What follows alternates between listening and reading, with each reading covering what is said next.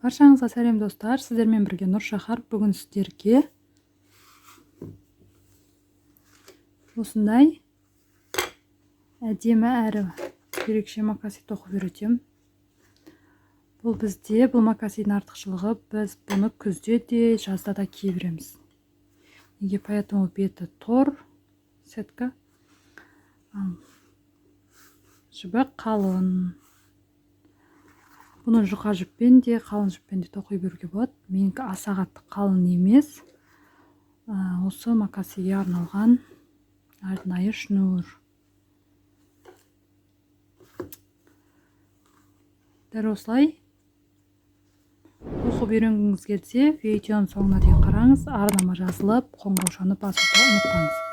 Олай болса, мен қажетті құралдармен таныстырып өтейін.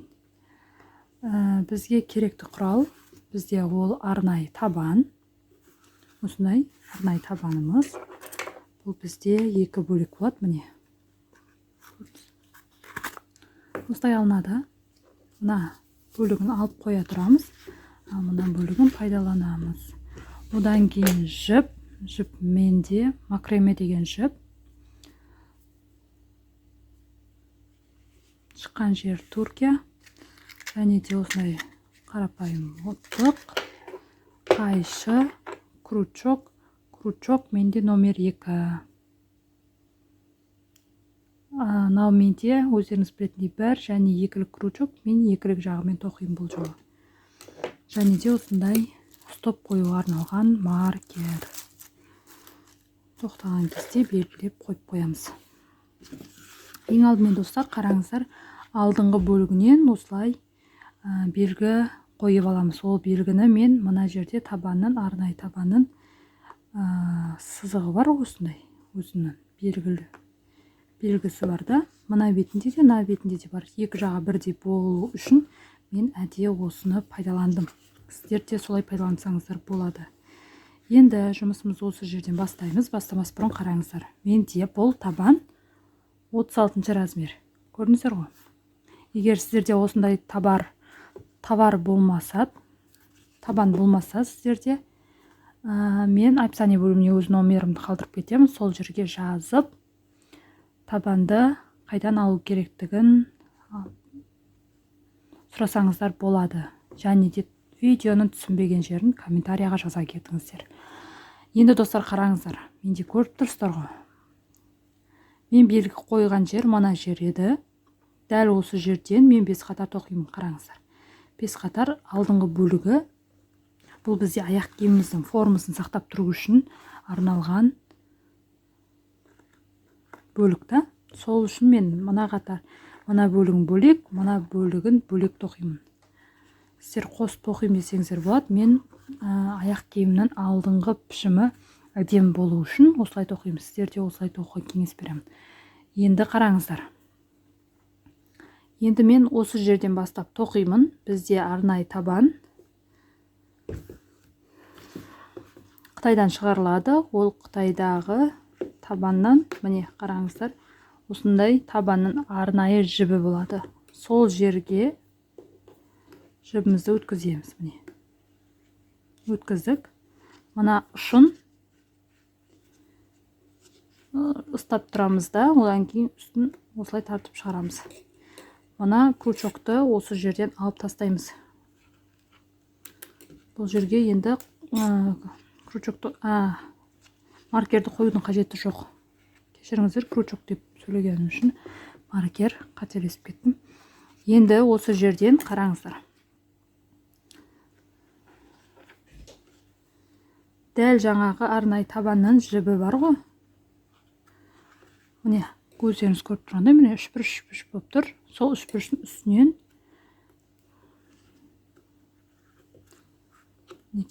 бір аламыз, сосын 2 аламыз.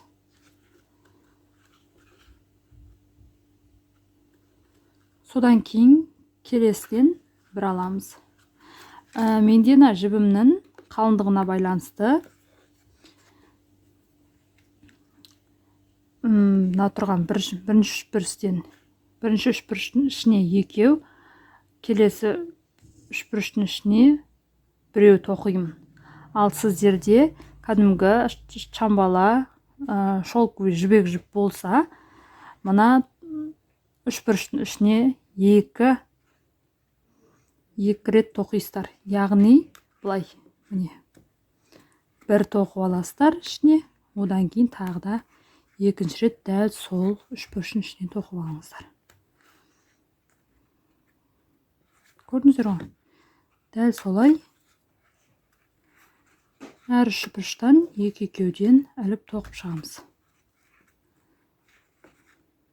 Макреме жіп болса, менікі сияқты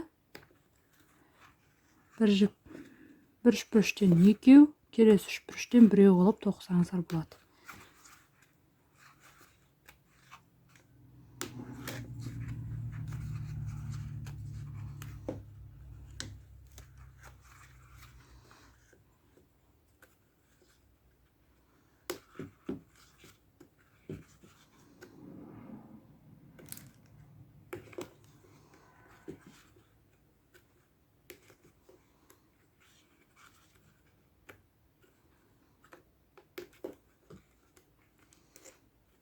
Мінекей достар, дәл осылай мына тұрған белгіге дейін тоқимыз.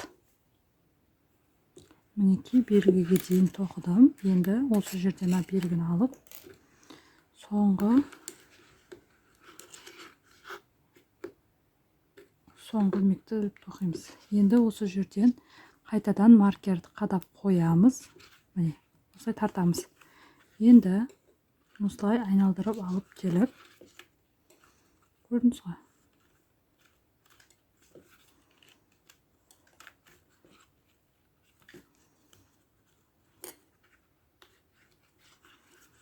Осылай айналдырып алып келіп, мына тұрған біріншіге саламыз.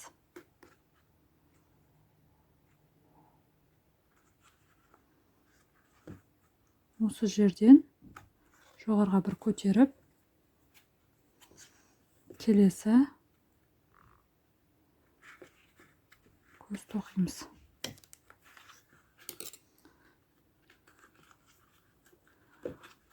Бұнда столбик без накидпен осылай тоқып шығамыз. Осы қатарды да.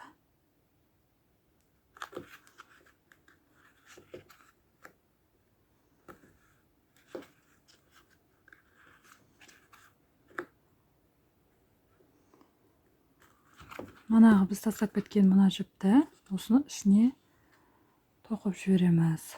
Тоқып кетеміз. Мына жерге дейін соңына дейін тоқып аламыз.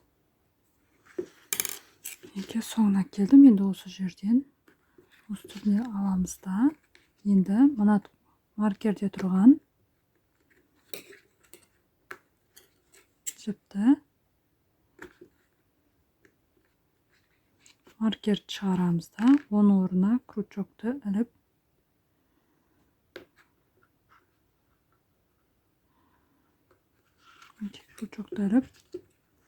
шығарамыз. Енді осы жерге қайтадан осы маркерді қадап қоямыз. Енді достар, қараңыздар, осы жолда осы айналдырып алып келіп, айналдырамыз да, енді осы жерден қараңыз.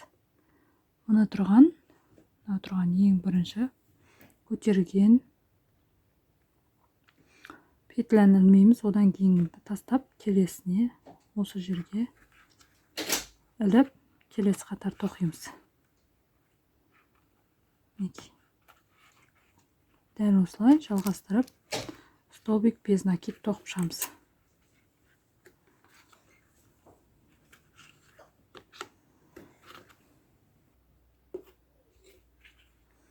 Мінекей, бұл қатарда столбик без накидпен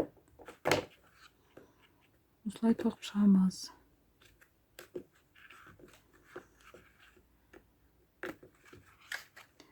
Мына жіпті міндетті түрде арасына қосып тоқимыз. Содан кейін достар, қараңыздар, менде 1, 2, 3, 4, 5 қатар. Дәл солай сіздерде 1, 2, 3 мен 3-ші қатар тоқып жатырмын. Осыдан кейін тағы да дәл осылай қылып 2 қатар тоқисыздар. Мінекей, Мен 5 қатар тоқып болдым. Енді қараңыздар, міне 1, 2, 3, 4, 5. Осылай 5 қатар тоқып аласыздар. Енді келесі бізде мына артқы бөлігі. Бұл артқы бөлігін қалай тоқимыз? Мінекей.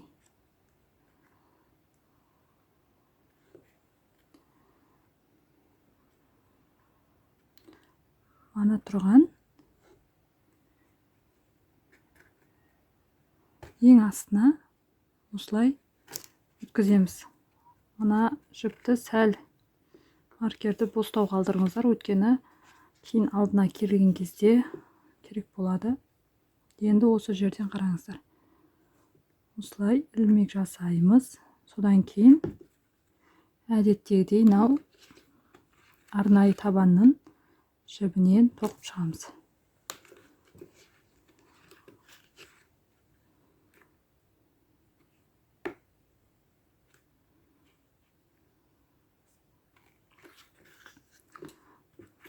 Мінекей бізде мынау екі жақ беті осылай шықты. Сіздерде де осылай шығу керек. Енді артқы бөлігін тоқимыз.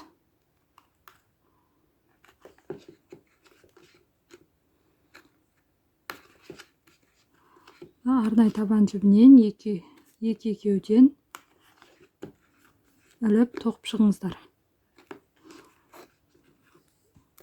Дәл осылай столбик без накидпен ешқандай өзгеріссіз мына басына дейін тоқыңыздар. Мінекей мен мына басын осылай біріктірдім. Сізге қайта көрсетіп жіберейін. Мінекей ең соңғы тұрған столбик тоқимыз да, содан кейін мына баста алдынан тоқып кеткен бірінші қатар мен екінші қатардың ортасынан крючогымызды салып, жібімізді іліп алып шығарамыз. Дәл осы жерге столбик қадап қоямыз. Маркерді қадап қоямыз. Енді дәл алдына алып келіп, келесі екінші қатар мен үшінші қатардың ортасына осылай крючогымызды іліп шығарамыз да.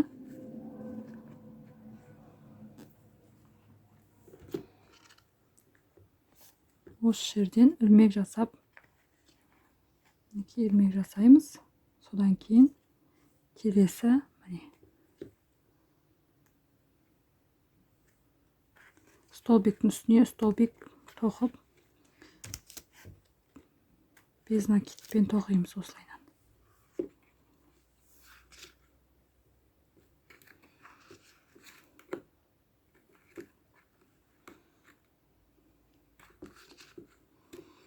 Көріп тұрғандарыңыздай ешқандай өзгеріссіз дәл жаңа алдын тоқығандай қылып арт жағында тоқып аламыз. Ешқандай өзгеріссіз 5 қатар тоқимыз. Мынау бізде бірінші қатар. Бірінші қатар тоқыдық. Мынау екінші қатар. Осыдан кейін 3 қатар тоқимыз. Яғни мына жерге дейін тоқып аяқтаймыз. Осымен бетпе-бет болып тұру керек. Соған дейін тоқимыз. Мінекей мен келдім. Алдына дейін тоқып болдым. Енді осы жерден достар алдымен біріктіреміз. Қай жер түсіндіріп жатыр десеңіз, міне көрсетейін. Біз мына жақтан тоқып келдік, соны сіздерге бір көрсетіп жүрейін. Осы жерден міне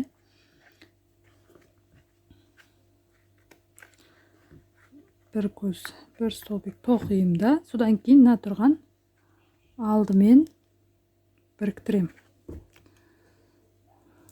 Міне жарыққа көрсетейін. Осы жерде міне біріктіріп, мынаны былай шығарып аламыз. Содан кейін осы жерден накид шығарып, осы басты қайшымен қиып тастаймыз.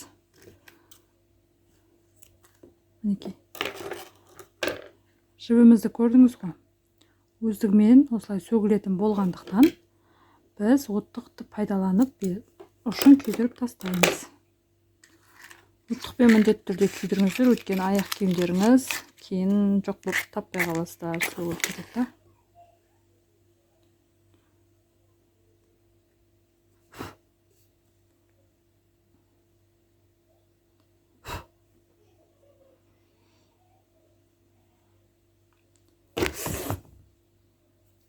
Кешіріңіздер, саусағымды күйдіріп алдым. Енді сіздер де абайлаңыздар, осындай бас осылай қатып қалған кезде абайлап алыңыздар. Міне көрдіңіз ғой, жабысып қалды. Осы кезде қолды күйдіреді. Күйдіріп жатыр қолды. Сіздерге көрсету үшін қолымды күйдіріп те көрсетіп жатырмын ғой. Енді достар, қараңыздар. Осы процесс біткеннен кейін, достар, қараңыздар, міне біз бетін тоқып алдық, иә? Міне аяқ киіміміздің бет қабаты, астыңғы төмен қабаты, иә? Бізде осылай төмен қабатын тоқып болдық. Енді біз мына артқы жақтауын, яғни өкше жақ бетін тоқимыз. Ол үшін, достар, біз дәл аяқ киіміміздің дәл ортасын белгілейміз. Міне менде дәл ортасы осы жер болды. Енді қараңыз, осы жерден дәл ортасынан оң жаққа 21 қатар, сол жаққа 21 қатар, 21 көз, яғни столбик санап аламыз да, осылай екі жағынан екі маркер қадап қоямыз. Ол осылай тұра береді. Енді келесі, достар, міне біз ортасы ғой, ортасынан оңға қарай 5 қатар, міне мына жерден бастап санаймыз. 1, 2, 3, 4, 5. 5 санап алдық. 5-тен кейін міне 6-шыға. Мінекей біз мына жер тоқып отырып көрсетіп жіберейін сіздерге. Міне біз тоқып болғаннан кейін, міне 5 қатар ғой тоқып болдық. Енді біз осы жер тоқимыз. Бұл жер тоқып алу үшін жаңа мен көрсеткендей, не 1, 2, 3, 4, 5, 6-шына осылай қадаймыз. Осылай 6-шына жібімізді қадаймыз да. Ілмек ілдік. Көрдіңіз ғой, ілмек ілдік. Одан кейінгі ілмектен бастап столбик без накид тоқимыз. Міне 1, 2,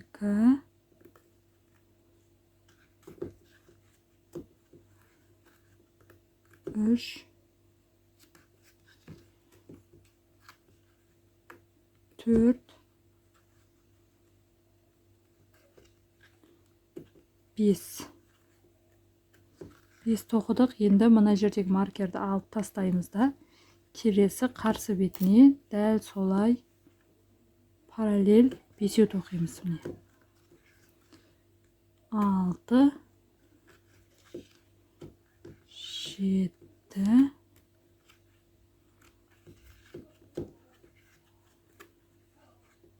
8, 9, соңғысы 10.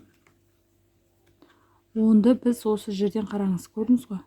Осылай алып, мына басынан шығарып жүреміз. Бұл кезде осылай болып шығады. Енді осы жерге маркер қадаймыз.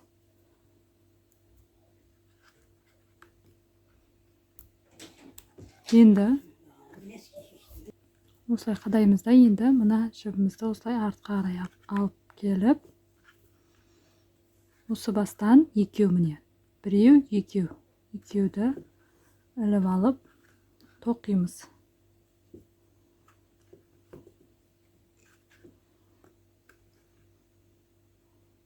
Мына жердегі қалдырған бір, ортадағы біреуге 1. Содан кейін мынаған емес, осыдан кейінгіге, яғни мына жерге ортасына 2, 3 4 5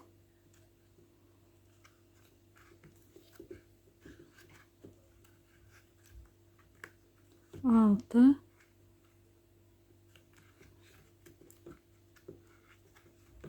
7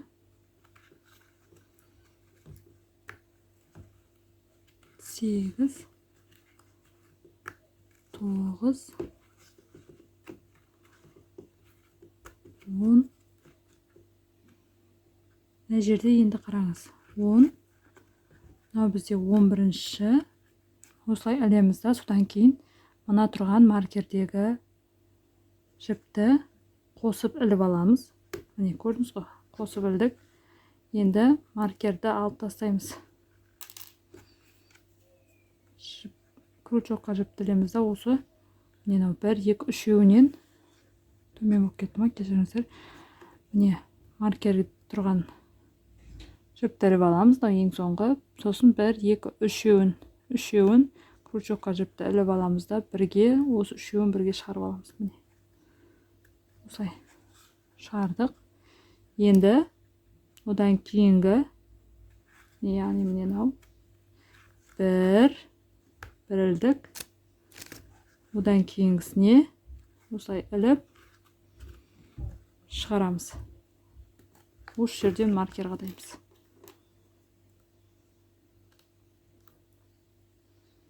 Мінекей маркер қададым. Бізде осылай болды арты. Енді тағы да осылай алып келеміз да екі көз. 1 2 көз. 1 2 көз екіншісіне іліп осылай шығарамыз. Шығарамыз да ілмек іліп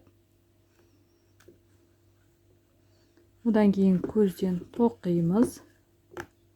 Содан кейін қараңыз, мына екеуінің ортасынан, яғни мына екіншінің үстінен алып столбик без накид тоқимыз.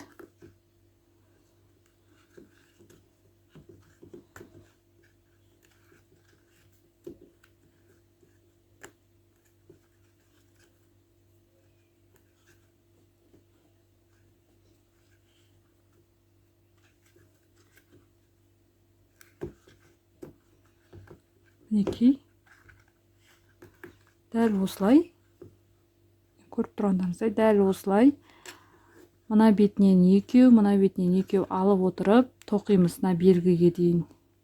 Белгіге дейін менде мына бірінші аяқ киімде 9 қатар шықты. Сіздерде сол 9 қатарды тоқып алыңыздар. Белгіге дейін тоқыңыздар. Сіздерде ол 8 болу керек, болмаса 10 болуы мүмкін. Менде 9 қатар шықты. Мен дәл сол 9 қатарды тоқып аламын. Мінекей достар, мен артынан 1 2 3 4 5 6 7 8 9 қатар тоқыдым. Белгіге дейін менде белгі осы жерде болған. Қазір алып тастадым. Енді достар, осы жерден міне қараңыздар.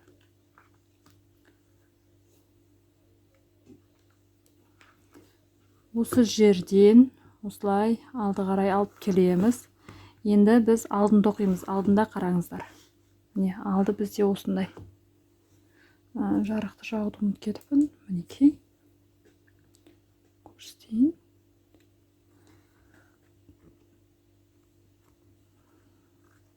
Міне алдында тұрған мына қатар тоқуымыз керек. Бұл қатарды тоқу үшін дәл ортасын белгілеп аламыз. Мінекей. Менде дәл ортасы осылай келді. Дәл ортасын белгілейсіздер. Ортасы менде мына екеуінің ортасы дәл ортаға келіп тұр.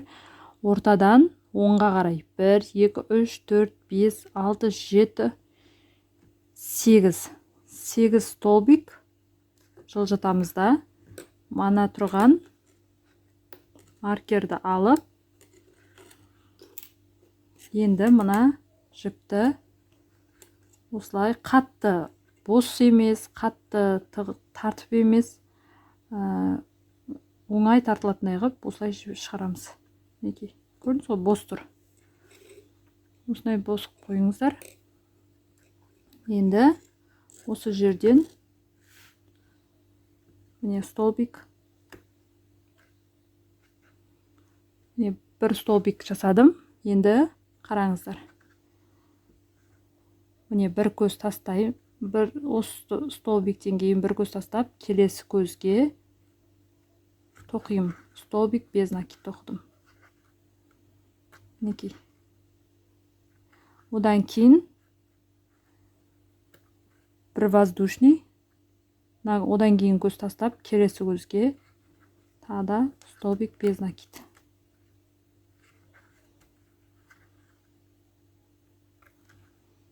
Тағы да воздушный. Бір көз тастап, келесі көзге столбик. Мінекей. Уже біз мына жерде келдік. Енді қарсы бетке тоқимыз. Қарсы бетте де дәл жаңағыдай санап аламыз. Міне. Мына маркер тұрған жерден бастап санаймыз. 1, 2, 3, 4, 5, 6, 7,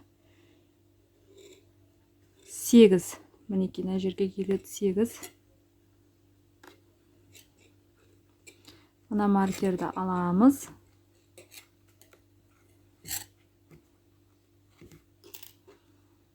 Енді бір воздушный. Одан кейін бір көз тастап, келесі көзге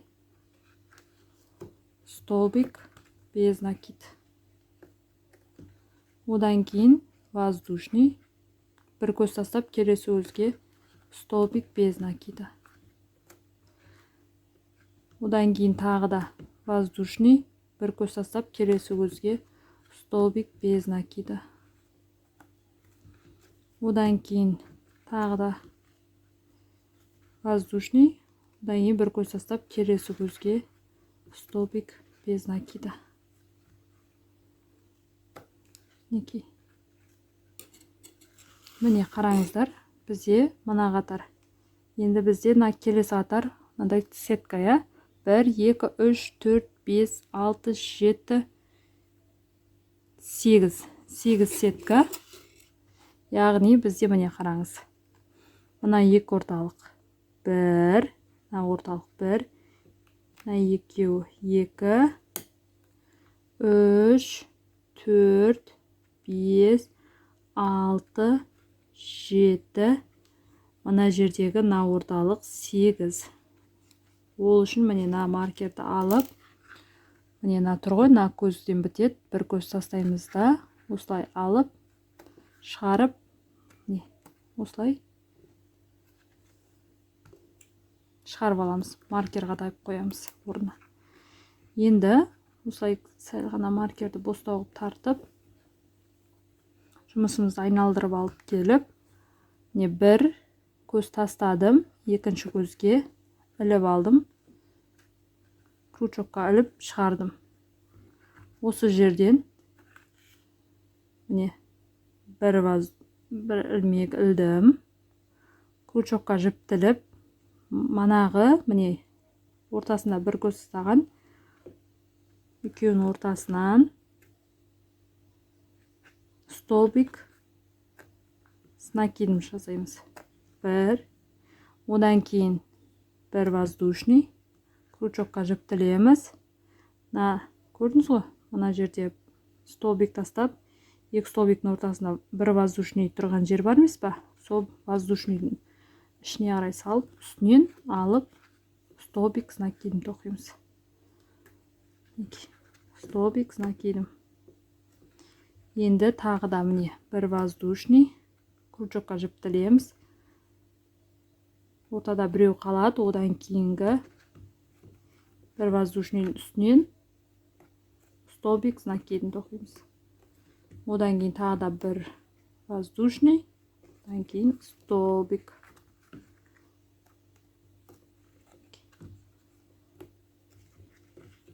Бір воздушный, одан кейін столбик.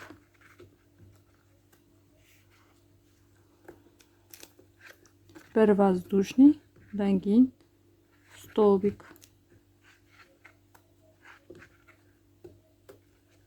Бір воздушный, одан кейін столбик.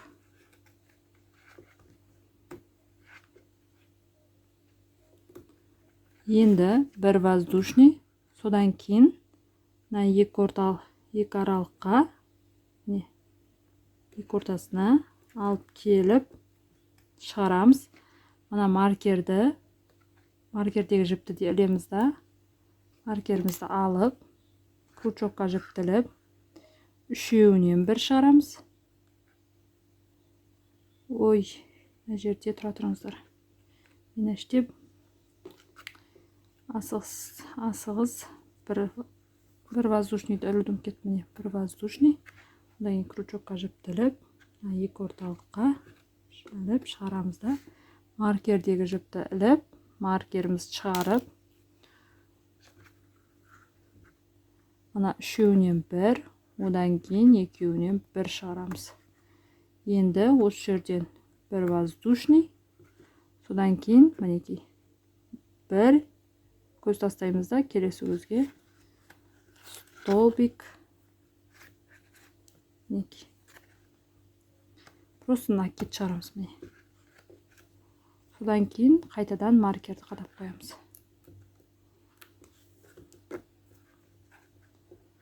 Міне, бізде сонда осылай шығады.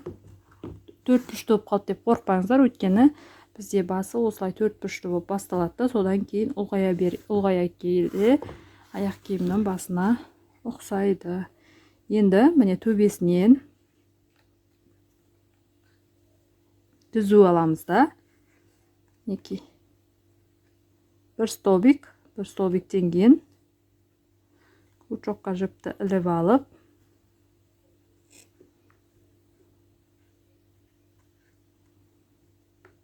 шығарамыз. Енді қараңыз, ортадан бір воздушный столбик без накид жасаймыз. Біреу, екіншін мына тұрған столбиктің үстінен жасаймыз. Екеу, одан кейін екі столбиктің ортасынан жасаймыз. Одан кейін столбиктің үстінен. Одан кейін ортасынан. Одан кейін үстінен. Сосын ортасынан.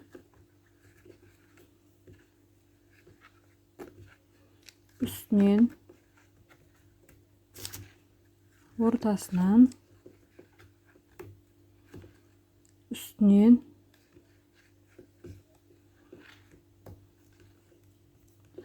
Ортасынан. Üstünden, ortasından,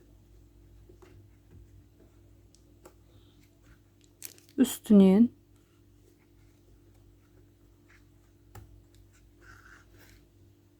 odan кейін ortasından,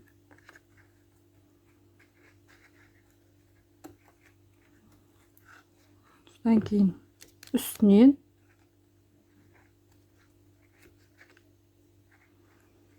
ең соңғысы, ең соңғы тұрған үстінен аламыз да, ортасынан аламыз да, крючоктағы жіпті, маркердегі жіпті іліп алдым да, үшеуін бірге шығардым. Енді мінекей, бірінші тұрған көзге қосып, бірге шығарып алдым. Мінекей. Енді тартып, бізде алды осылай болып шығып келе жатыр. Енді үстінен осылай аламыз да, бір көз тастап, келесі көзге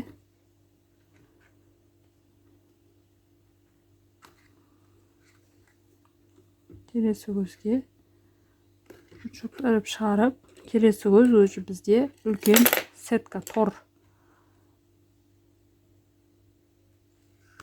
Оны тоқу үшін қараңыз.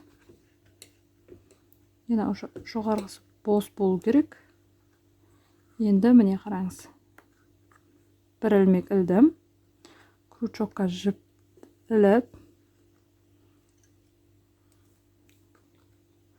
крючокқа жіп іліп, мені бір көз тастап келесі столбикке столбик с накидом тоқимыз. Одан кейін бір воздушный, мына жерден бір көз тастап келесі көзге столбик с накидом.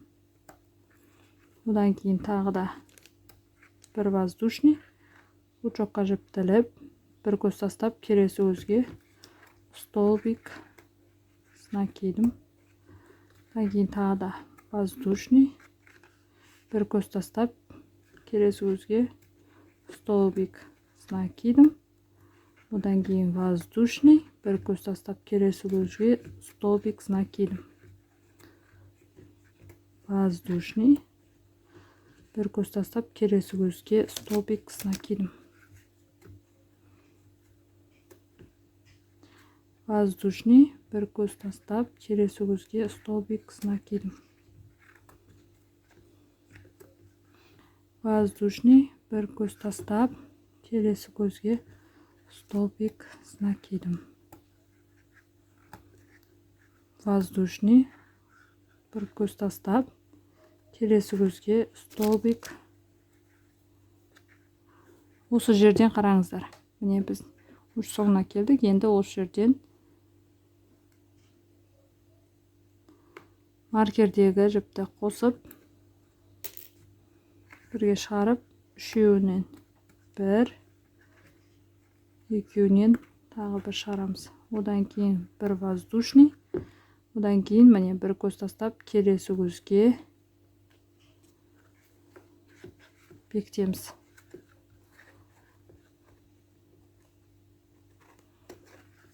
Мінекей.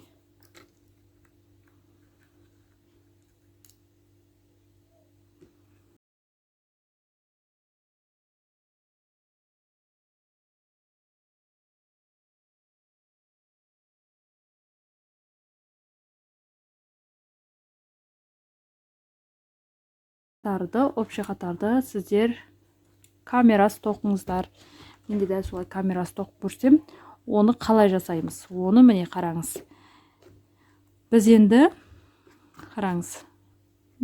Без накид, столбик с накидом, без накида, столбик с накидом, без накида, столбик с накидом, без накид, столбик с накидом ғып тоқимыз кезекпен кезек.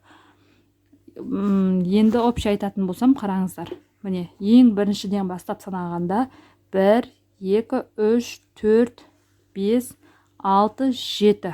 Мына ең соңғысын санамаңыздар. 7. Не көріп тұрсыздар ғой? 7 воздушный, столбик без накид. Тоқисыздар, қатар 7 қатар. Ал тордан столбик с накидімнен, яғни столбик с накидімнен 1, 2, 3, 4, 5, 6, 7. Ең соңғысымен 7. Көрдіңіздер ғой? Дәл осылай сіздерде тоқисыздар. Біріншіден бастап қосқан кезде 1, 2, 3, 4, 5, 6, 7, 8, 9, 10, 11, 12, 13, 14 наған дейін тоқисыздар. Сеткаға дейін тоқисыздар. 14 қатарды кезекпен кезек столбик без накидмен бір қатар, столбик с накидмен бір қатар, столбик без накидмен бір қатар, столбик с накидмен бір қатар қылып 14 қатарға дейін тоқимыз. Мынаны аяққа дейін тоқимыз. Мен тоқып болдым. Енді қараңыз. Міне ең бірінші басынан бастап санағанда столбик без накид жүргізілген қатарда 1, 2, 3, 4, 5, 6, 7. Бірден бастап қосып санағанда 7 болу керек дедім. Менде 7 болды. Енді мынандай тор қып тоқыған қатар 1, 2, 3, 4, 5, 6, 7. 7 болу керек дедім. Менде 7 болды. Енді достар, көріп тұрғандарыңыздай, тордан кейін бізде осындай қатар тоқылады. Оны тоқымас бұрын біз артынан бір қатар жүріп, содан кейін барып тоқып, тағы да артынан бір қатар жүріп аяқтаймыз жұмысымызды. Ол үшін міне мына басқа, міне осы бастан, біз кеп тоқтаған бастан, енді осы жерден біз бағана жұмысымызды алған кезде екі қатар артынан алған кезде екі қатардан қалдырып отырып едік қой, дәл солай енді сол үштен бастап тоқимыз. Міне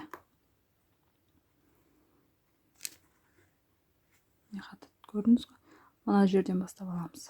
Мына жерден емес, енді мына жерден аламыз.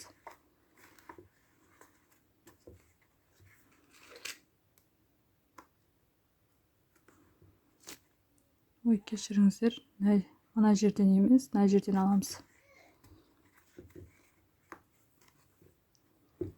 Содан кейін әдеттегідей артын тоқимыз.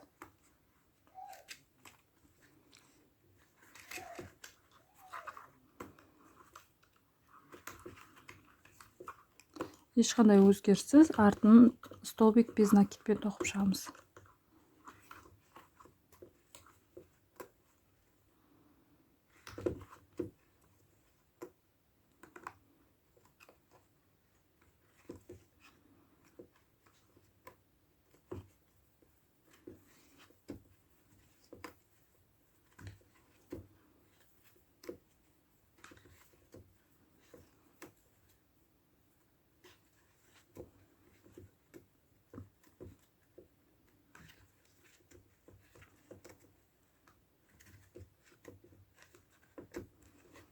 Дәл осылай мына тұрған маркерге дейін тоқимыз.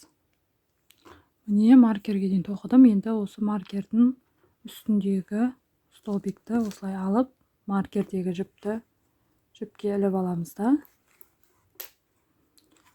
Үш петляны бірге шығарамыз. Енді достар, қараңыздар, біз мына қатар тоқимыз. Ол үшін мына қатарды осылай біріктіріп жібереміз. Міне қараңыз. Осылай біріктіріңіз. Біріктірмесек, столбик без накид тоқитын болсақ, биік болып кетеді. Сол себепті осы жерді біріктіріп жібереміз. Одан кейін міне мына қатарға түсеміз да. Іліп алып, столбик без накид тоқимыз. Одан кейін мына ішіне тоқимыз бірден. Мына жердегі ортасында бір көз тоқымаймыз. Себебі біз мына жақта бір көз тоқығанбыз солайынан.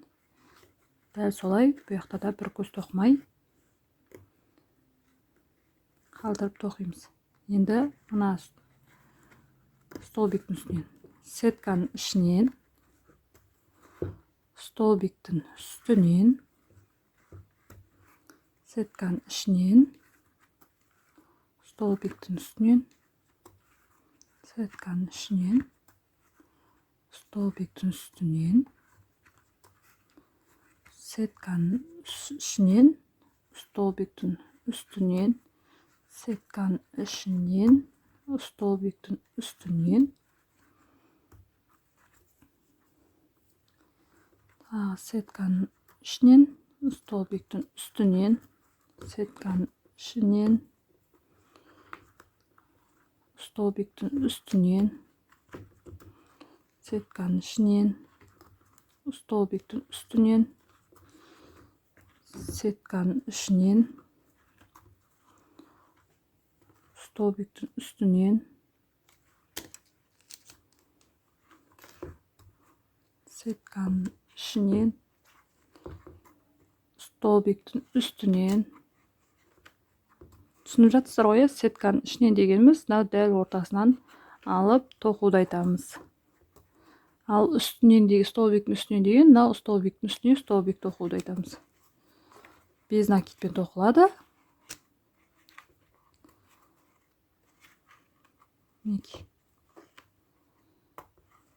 Енді ішінен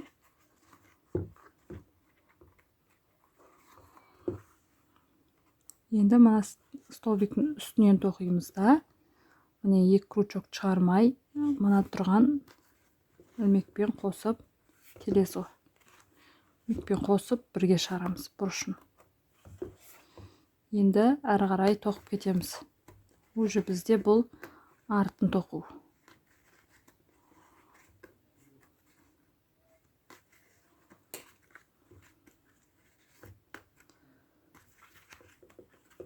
Артын столбик без накидпен соңына дейін тоқимыз. Мінекей тоқып болдым соңына дейін. Енді осы жерден Мына жерде бір столбик тоқимыз. Енді мына басымен біріктіреміз. Мына жерде екі көз тастаймыз да, одан кейін үшінші көзге осылай тартып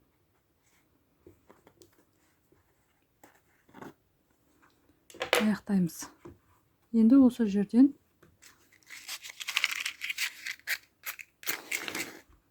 оттықпен күйдіріп жұмысымызды бітіреміз.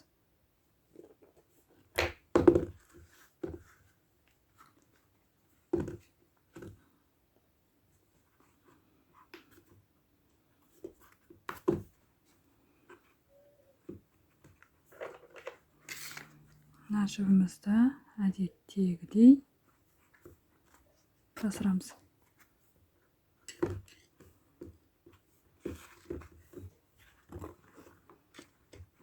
Нұрхан,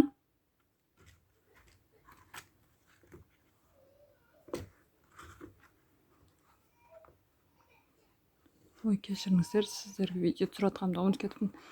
Осылай жасырып жұмысымызды аяқтаймыз. Мінекей жасыратын жіп жасырдым.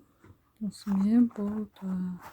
Менде чуть мына жерлері кеме қалдыған сияқты, но бірақ ондай қатты білінбейді. Не? Бірдей да. Бірақ осылай қойған кезде мына беті бір алшақтау сияқты көрінеді. Мінекей менде осындай әдемі не шықты.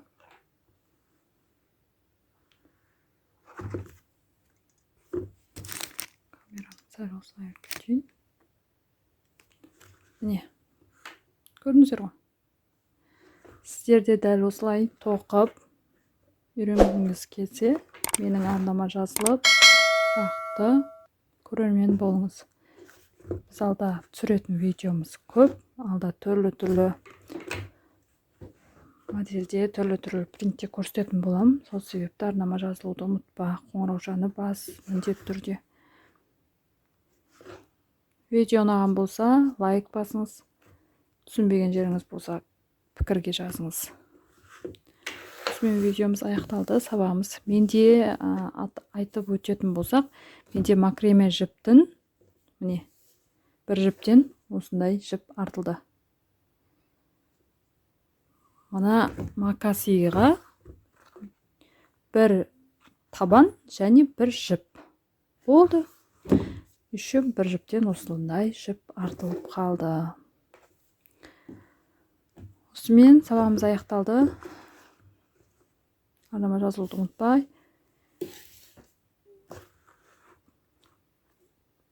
Келесі видеода жүздескенше сау болыңыздар.